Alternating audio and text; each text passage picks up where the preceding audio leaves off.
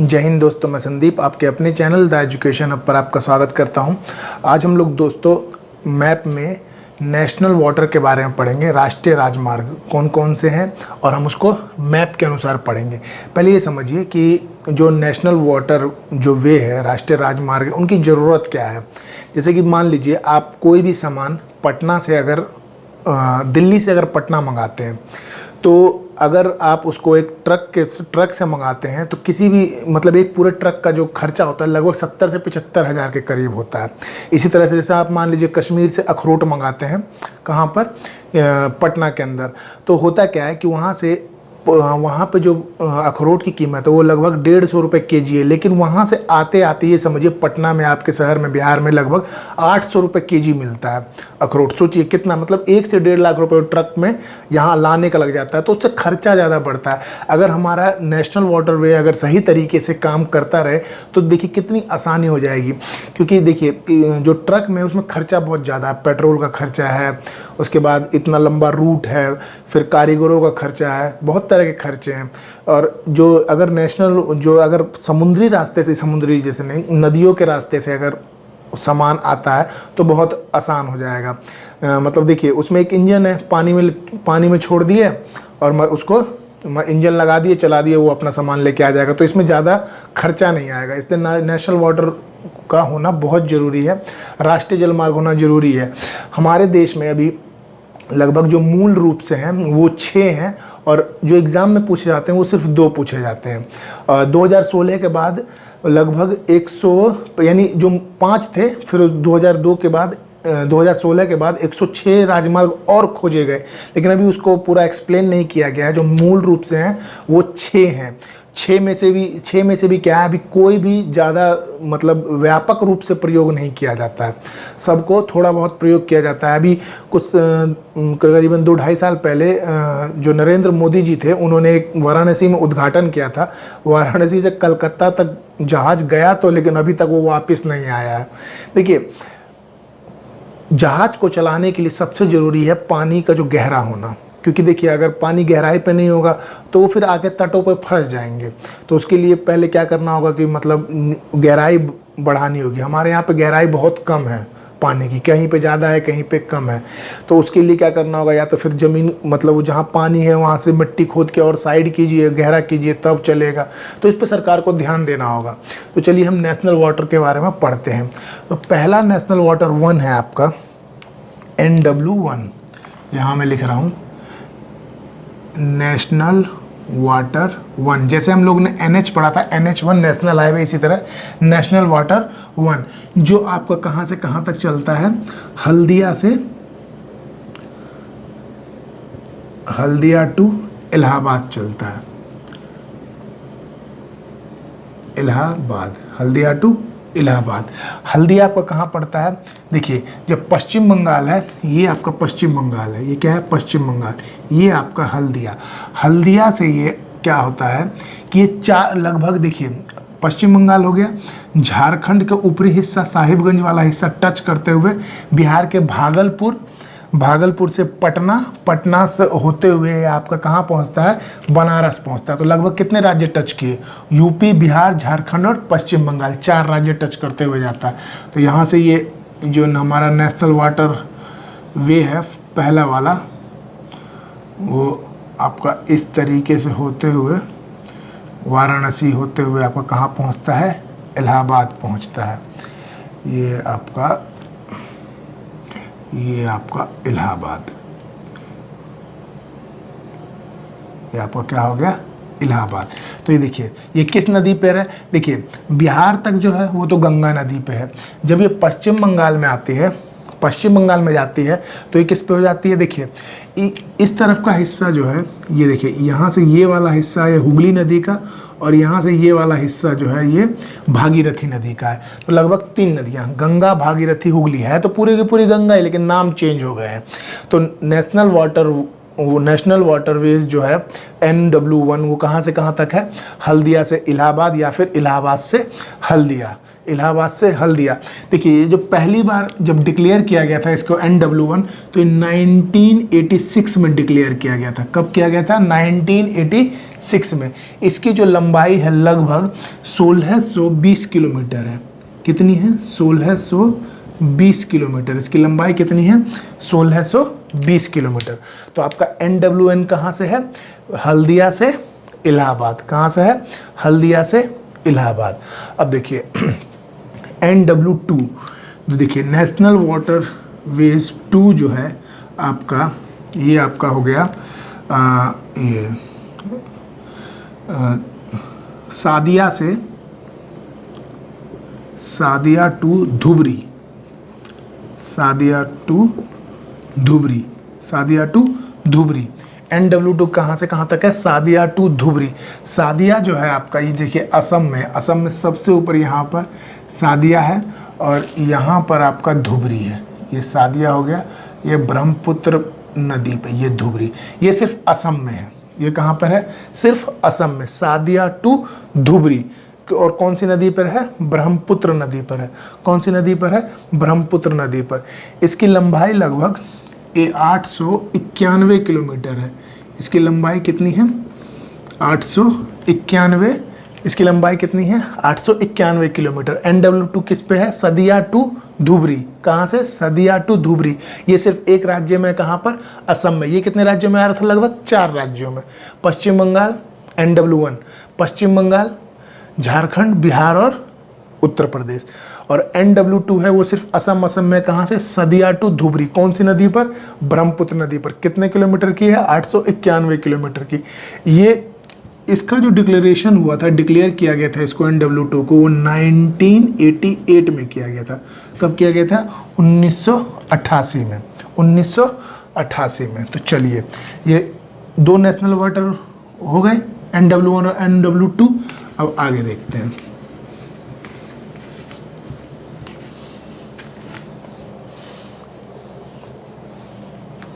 अब देखिए NW3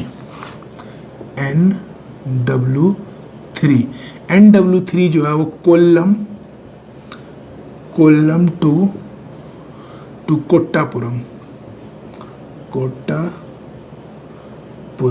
कहाँ से कहाँ तक है? कोल्लम टू कोट्टापुरम। ये जो है ये आपका केरल में पड़ता है। कहाँ पड़ता है? केरल में। तो ये कोल्लम यहाँ पे है आपका, और जो कोट्टापुरम है वो ये आपका यहाँ पर है। कोट्टापुरम कहाँ? यहाँ पर है। बस इतना सा ही ये क्या है? कोल्लम टू कोट्टापुरम। कितना है? कोल्लम टू कोट्टापुरम। ये देखिए ये किसी भी नदी पर नहीं है, ये जो है ये कैनाल पर है, वेस्ट कोस्ट कैनाल। कैनाल का मतलब होता है नहर। तो किस पे है? नहर पर है। वेस्ट कोस्ट कैनाल जो मानव द्वारा निर्मित होता है, जो मानव द्वारा बनाया जाता है, उसको क्या कहा जाता है? नहर। तो वेस्ट कोस्ट कैनाल पे है क्या है? Kollam to Kottapuram NW3। NW3 कहाँ से कहाँ तक है? कोल्लम टू कोट्टापुरम। कोल्लम टू कोट्टापुरम।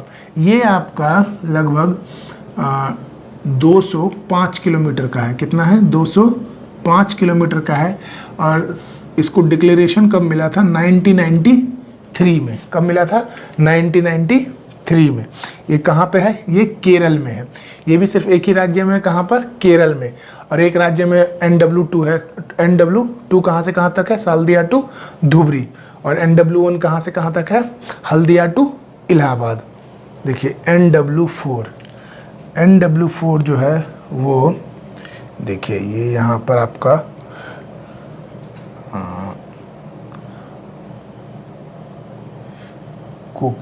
कोकीनाड़ा से, देखिए आंध्र प्रदेश में आपका है काकीनाड़ा ये रहा। काकीनाड़ा से आपका पुडुचेरी है। कहाँ है? पुडुचेरी। काकीनाड़ा से पुडुचेरी। ये कितने राज्य को मिला रहा है? 2 राज्य को। किसको किसको? आंध्र प्रदेश और तमिलनाडु। किसको किसको? आंध्र प्रदेश और तमिलनाडु। NW4 ये कहाँ से कहाँ तक है? काकीनाड़ा से टू पुडुचेरी। काकीनाड़ा से कहाँ है? पुडुचेरी। ये जो दूसरा हाईएस्ट है, जैसे पहला क्या था? 1600, लगभग 1620 किलोमीटर। ये लगभग आपका ये लगभग कितना है 1078 किलोमीटर लंबा है, 1078 किलोमीटर लंबा है। और ये इसका जो डिक्लेरेशन मिला था ये 2008 में मिला था। कब मिला था? 2008 में। तो NW4 कहाँ से है? काकीनाड़ा से, काकीनाड़ा से, काकीनाड़ा, काकानाड़ा ने काकीनाड़ा, काकीनाड़ा से पुडुचेरी, काकीनाड़ा से पुडुचेरी। कौन सा? NW4 कितना किलोमीटर का है? 1078 किलोमीटर। अब कब डिक्लेयर हुआ था? 2008 में। अब आते हैं NW5 पे। NW5 जो है वो आपका है, देखिए NW5 वो आपका है तालचेर से, तालचेर टू धर्मा, तालचेर टू धर्मा। ये आपका उड़ीसा में है। कहाँ पर है? उड़ीसा में। तो ये देखिए ये आपका उड़ीसा, और यहाँ पर है आपका, ये देखिए ये यहाँ पे ये क्या हो गया? तालचेर टू धर्मा। क्या हो गया? तालचेर टू धर्मा। तो NW5 कहाँ से कहाँ तक है? तालचेर टू धर्मा। कहाँ से कहाँ तक? तालचेर टू धर्मा। ये लगभग आपका 588 किलोमीटर का है। कितना है? 588 किलोमीटर, 588 किलोमीटर। देखिए ये जो NW4 काकानाडा टू पुडुचेरी था, ये आपका दो नदियों पर है। किस पे? गोदावरी और कृष्णा पर। किस पे है? गोदावरी नदी पर और कृष्णा नदी पर। और ये जो तालचेर टू धर्मा है, ये आपका यहाँ पे उड़ीसा में महानदी है, उसके ऊपर है, और एक ब्रह्मणी नदी है उसके ऊपर है। तो किसके? महानदी और ब्रह्मणी नदी के ऊपर। कौन सा? NW5 तालचेर टू धर्मा। कितने किलोमीटर का है? 588 किलोमीटर का है। कितने किलोमीटर का है? 588 किलोमीटर का है। एक आपका लास्ट जो है वो क्या है? NW6।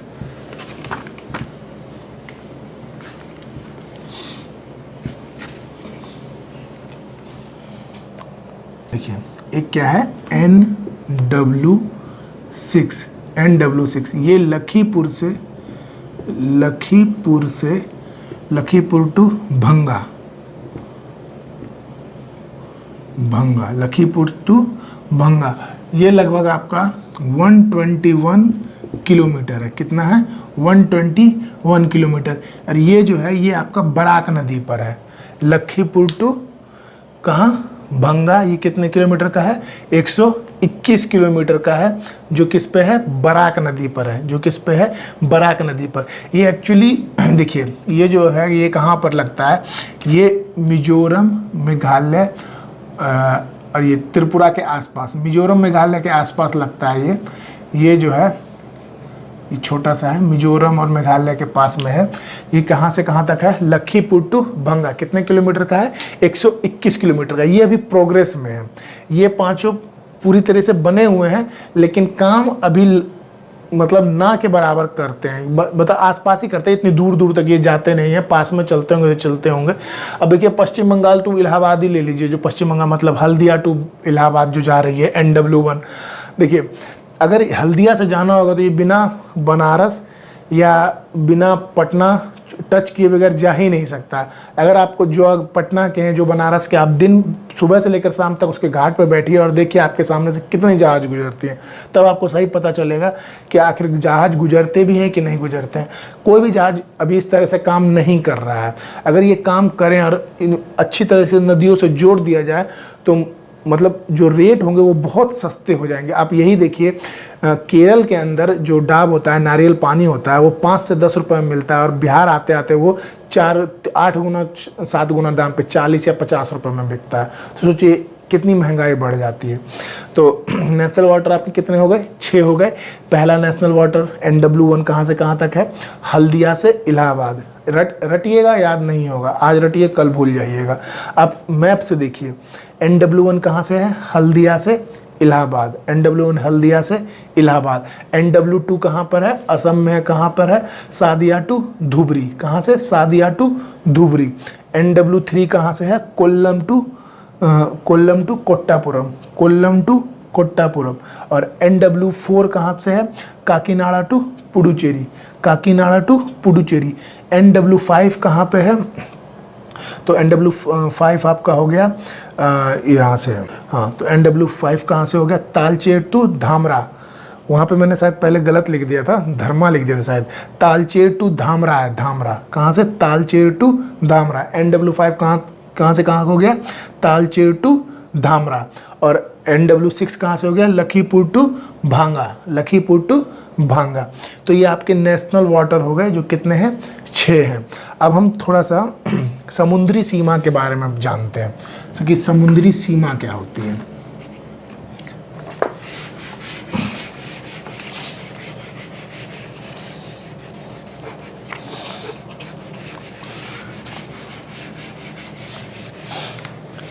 देखिए, ये जो हिस्सा है, ये यहाँ से आपका जो ये देखिए ये वाला हिस्सा, ये क्या है?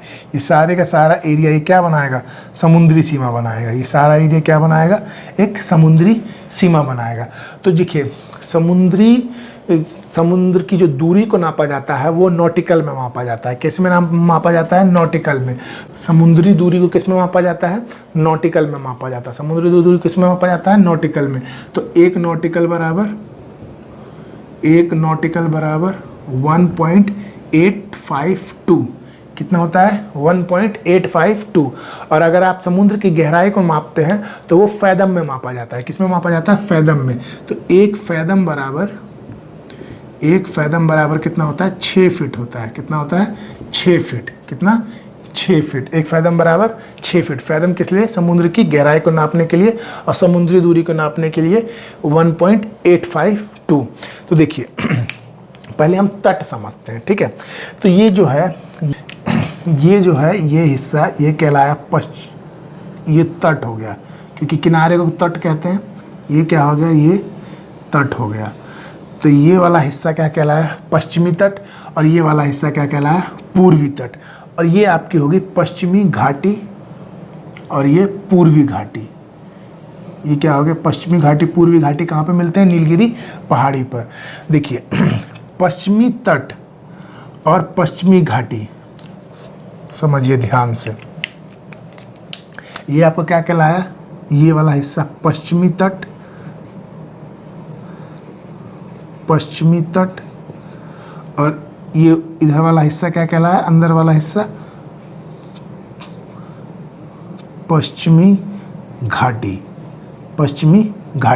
देखिए, पश्चिमी तट और पश्चिमी घाटी का जो बीच का हिस्सा कहलाता है, ये वाला हिस्सा, बीच का हिस्सा, ये कहलाता है पश्चिमी तटीय मैदान।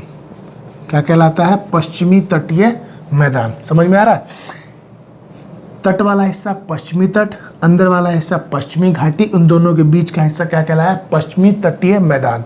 इसी तरह ये वाला तट वाला हिस्सा पूर्वी तट, अंदर वाला हिस्सा पूर्वी घाटी, और ये जो बीच का हिस्सा है ये क्या कहलाता है? पूर्वी तटीय मैदान। क्या कहलाया? पूर्वी तटीय मैदान। पश्चिमी घाट, पश्चिमी घाटी, बीच का हिस्सा पश्चिमी तटीय मैदान, पूर्वी तट, पूर्वी घाटी, और बीच का हिस्सा पूर्वी तटीय मैदान, पूर्वी तटीय मैदान। चलिए अब देखिए आगे समझते हैं। आगे क्या है, इसको मैं मिटा देता हूँ।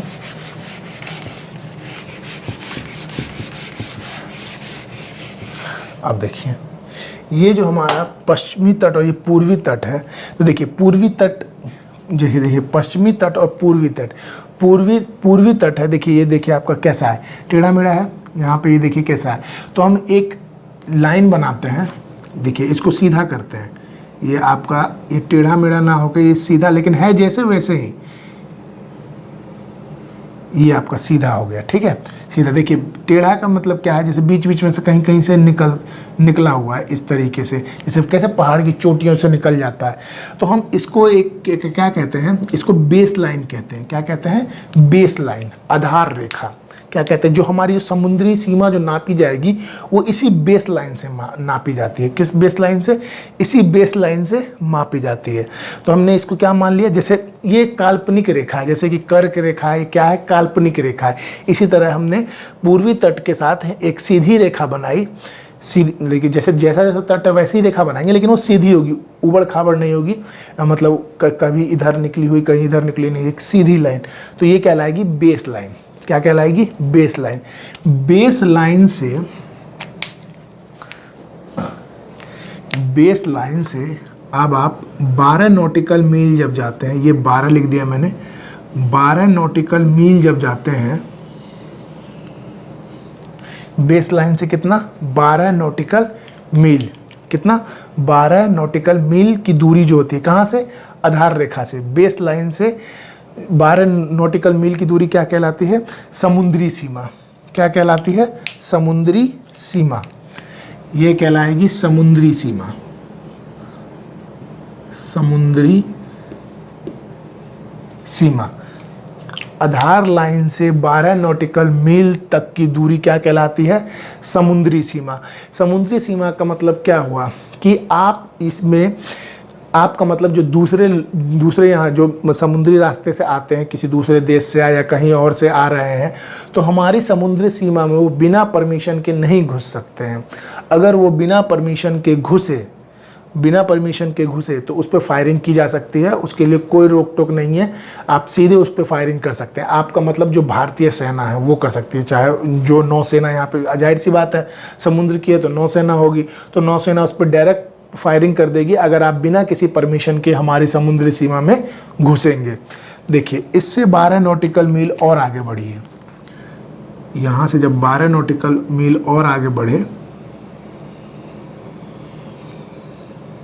तो देखिए ये 12 और बेस लाइन से कितना हो गया? ये 12, तो बेस लाइन से टोटल कितना हो गया?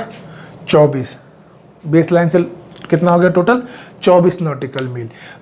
बेस लाइन से 24 नॉटिकल मील पर क्या होता है? संलग्न क्षेत्र। क्या होता है? संलग्न क्षेत्र। क्या कहलाता है? संलग्न क्षेत्र। संलग्न क्षेत्र में क्या होता है कि जैसे इसमें जब आप घुसते हैं, जैसे कोई नाव इसमें देखिए, इसमें ऐसा नहीं है कि आपको परमिट लेना होगा या क्या कहते हैं पूछ के आना होगा, अगर नहीं पूछ के आए तो गोली चला देंगे या मार देंगे, इसमें ऐसा नहीं होता है। संलग्न क्षेत्र में कोई जहाज आता है, प्रवेश करता है, तो उसको वहाँ पर सीमा शुल्क देना होगा। क्या देना होगा? सीमा शुल्क। सीमा शुल्क किसको देगा? भारत को देगा, जाहिर सी बात है, जब ये हमारा संलग्न क्षेत्र है तो हमें ही देगा। तो जब बेस लाइन से 24 नॉटिकल मील की दूरी पर अगर कोई जहाज वो बाहर से अंदर प्रवेश कर जाता है हमारे एरिया में, तो उसको क्या देना होता है? सीमा शुल्क देना होता है। क्या देना होता है? सीमा शुल्क देना होता है। देखिए वो सीमा शुल्क लिया क्यों जाता है? क्योंकि देखिए कोई जहाज घुसा तो देखिए वो जहाज जो होते हैं वो छोटे मोटे नहीं होते हैं, वो पूरा एक शहर लेके चलते हैं। तो उन जहाज़ों में क्या होता है? कचरा वचरा जो भी आया तो उसको साफ़ करने की जिम्मेदारी होती है। तो इसी की वजह से उनसे टैक्स लिया जाता है ताकि उतने एरिया को साफ, इसीलिए यूएनओ भी बनाया गया है ताकि शांति बहाल रहे और जो समुद्र के कचरा वचरा है वो जिस क्षेत्र के अंदर है वो क्षेत्र वाला देश उसको साफ करके रखे। तो संलग्न क्षेत्र में क्या है? आप घुस सकते हैं, लेकिन आपको क्या देना होगा? क्या देना होगा? टैक्स देना होगा, सीमा शुल्क देना होगा। अब देखिए बेस लाइन से लगभग 200 नॉटिकल मील, क्या हो गया? 200 नॉटिकल मील। कितना ये टोटल हो गया? कितना? 200 नॉटिकल मील। ये क्या कहलाता है? अनन्य आर्थिक क्षेत्र। अनन्य आर्थिक क्षेत्र। अनन्य आर्थिक क्षेत्र का मतलब होता है, क्या होता है? Exclusive economic zone. अनन्य आर्थिक क्षेत्र EEZ, इसका शॉर्ट फॉर्म क्या है? EEZ, exclusive economic zone. Exclusive economic zone ये बेस लाइन से मतलब आधार रेखा से कितना किलोमीटर है? कितना नॉटिकल मील है? 200 नॉटिकल मील। कितना नॉटिकल मील है? 200 नॉटिकल मील। अब देखिए इसमें क्या है? ना तो कोई टैक्स लगेगा और ना ही आप इसमें किसी को रोक सकते हैं आने से। लेकिन इसमें होगा क्या, मान लीजिए कोई, जैसे मान लीजिए इसके अंदर चाइना आ गया, ठीक है, चाइना आ गया और इसने, चाइना आया और यहाँ पे एक खोज कर दी, मान लीजिए यहाँ से पेट्रोल मिल गया, या फिर इसको कोयला मिल गया, या कोई तेल मिल गया, कोई किसी भी तरह का कोई, या यहाँ पे बहुत सारी मछली मार रहे हैं वो लोग, तो उनको रोकना नहीं है, उन्हें मारने देना है। जब वो सब कुछ कर लेंगे, ढूंढ ला लेंगे, जो भी खनिज पदार्थ इनको जो भी वहाँ से मिला ढूंढ लिया, अब क्या करना है, उनसे चुपचाप ले लेना है कि लाइए ये मेरा क्षेत्र है, हमको दे दीजिए ये। क्योंकि इस अनन्य क्षेत्र, आर्थिक क्षेत्र के अंदर जो कुछ भी पाया जाएगा वो किसका होगा, भारत का होगा। मतलब जो भी इस क्षेत्र के, देखिए हर एक के लिए यही बना हुआ है, ये इंटरनेशनल जो है ये रेखा है, ये हर एक के लिए। तो उस क्षेत्र, अगर ये अनन्य जोन हमारे भारत में पड़ रहा है, तो अगर यहाँ पे चाइना कुछ भी चीज़ खोजती है, निकालती है, तो किसका होगा, वो भारत का ही होगा। तो अब मैं ये क्यों बोल रहा हूँ, क्योंकि निकालने दीजिए, क्यों, क्योंकि हमारी मेहनत बचेगी, काम बचेगा, उसको निकाल ले। वो जब निकाल ले, जब निकाल के संतुष्टि कर ले, तो उससे चुपचाप ले लीजिए कि लाइए ये हमारे क्षेत्र का, हमारे एरिया का है। तो आर्थिक अनन्य क्षेत्र बेस लाइन से कितना है 200 नॉटिकल मील पे है। अब देखिए फायदा, देखिए अंडमान निकोबार द्वीप समूह, देखिए यहाँ पर ये किसका हिस्सा है, भारत का हिस्सा है। इसी का नाम क्या है, शहीद एवं स्वराज द्वीप। किसने रखा था, सुभाष चंद्र बोस ने। ये हमें जापान ने गिफ्ट किया था। अंडमान निकोबार द्वीप समूह किसने गिफ्ट किया था, जापान ने गिफ्ट किया था। अभी ये भारत का है। तो देखिए इसमें भी बेस लाइन होगा कि नहीं होगा, इसका भी बेस लाइन होगा, इसका भी संलग्न क्षेत्र होगा, इसका भी EEZ होगा, एक्सक्लूसिव इकोनॉमिक जोन होगा। तो समझिए कितना फ़ायदा है। अंडमान निकोबार की तरफ से भी हम घेर रहे हैं और अपना पूर्वी तट की तरफ से भी घेर रहे हैं। और यही सोचिए, अगर बांग्लादेश के आसपास होता तो पूरा बंगाल का खाड़ी ही हमारा होता। अगर यहाँ पे ये देखिए, यहाँ तो बांग्लादेश है, ये हमारा पश्चिम बंगाल तक यहाँ तक हो गया। अगर हम बांग्लादेश, इधर आपका म्यांमार हो गया, बांग्लादेश के पास भी अगर हमारा छोटा मोटा द्वीप होता तो हम ये पूरा का पूरा घेर सकता। सरकार को करना चाहिए कुछ ना कुछ करके यहाँ पे एक द्वीप बना ले और घेर ले इसको। अब देखिए आपको लग रहा होगा कि सर इस तरह से तो श्रीलंका हमारा हो जाएगा। नहीं, श्रीलंका हमारा नहीं हो सकता है। क्यों, जब भी कोई दो देशों के बीच मतलब बहुत कम दूरी, समुद्री दूरी होती है, तो इसका एक क्षेत्र बना दिया जाता है कि 1.5 किलोमीटर से इधर, 1.5 किलोमीटर के इधर का हिस्सा आपका, 1.5 किलोमीटर के इधर का हिस्सा आपका। इस तरह से तो आप छोटे देशों पे कब्जा ही कर लीजिएगा, ऐसा नहीं होता है। यहाँ के पे वो रूल नहीं लगता है। आप देखिए इधर लक्षद्वीप से रूल लगा सकते हैं, ये पश्चिमी घाट से रूल लगा सकते हैं। आपका पहले समुद्री सीमा, फिर संलग्न क्षेत्र, उसके बाद अनन्य आर्थिक क्षेत्र मतलब एक्सक्लूसिव इकोनॉमिक जोन। तो ये क्या था, आपका समुद्री सीमा था। हमने क्या क्या पढ़ लिया, पश्चिमी तटीय मैदान पढ़ा, पूर्वी तटीय मैदान पढ़ा, समुद्री सीमा में क्या क्या है वो पढ़ा, और क्या पढ़ा, नेशनल वाटर वेज पढ़ा, राष्ट्रीय जलमार्ग पढ़ा कि कितने जलमार्ग हैं, 6 जलमार्ग हैं जो कहाँ से कहाँ तक जाते हैं, ये मैंने बता दिया। तो आज का सेशन दोस्तों हम लोग समाप्त करते हैं, बाकी हम कल पढ़ेंगे। तो आज के लिए धन्यवाद। और जो भी इस चैनल पर नए हैं उनसे रिक्वेस्ट है वो पहले वीडियो को पूरा देखा करें, देखने के बाद अच्छा लगे तभी सब्सक्राइब किया करें, और जब अच्छा लग जाए तो उसको लाइक भी कर दीजिए और शेयर भी कर दीजिए। Thank you, have a nice day.